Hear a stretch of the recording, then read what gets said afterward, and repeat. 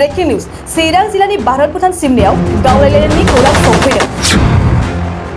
बे समाव मोनसे गिदिर खौरां सोरबा सिनायमोनै दुथां सुबुंफोरा चिरां जिल्लानि हाग्रा बिफाननि रैखाथि हान्जाखौ गुलि गावहरदों। चिरांनि भारत भुटान सिमनानि सान्थिपुराव हाग्रा बिफाननि रैखाथि हान्जाखौ थांखिनानै सिनायमोनै दुथांफोरा गाग्लोबदों।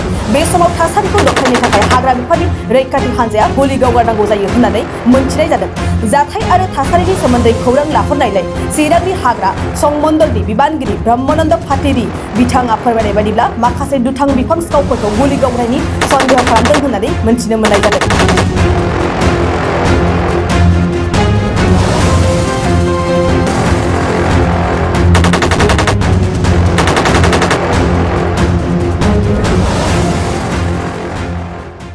नोंथाङा सरकारि साख्रि नागिरदोंना?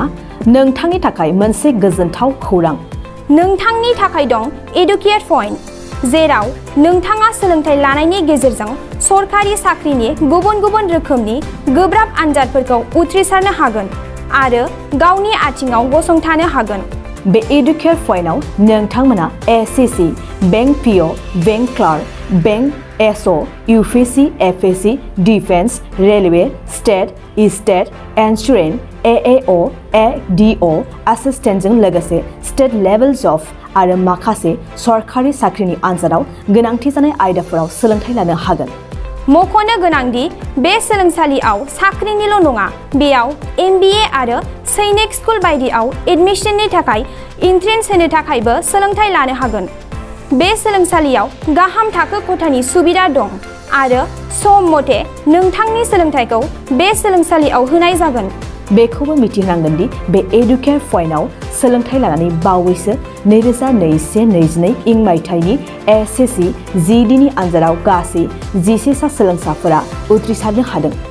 बारा नङा, गासै 15,000 रांजोंनो नोंथाङा बे सोलोंसालियाव 6 दानसिम सोलोंथाइखौ लानो हागोन। बे सोलोंसालिया क'क्राझार, बरपेटा र'ड, गवालपारा आरो बङाइगावआवबो दं।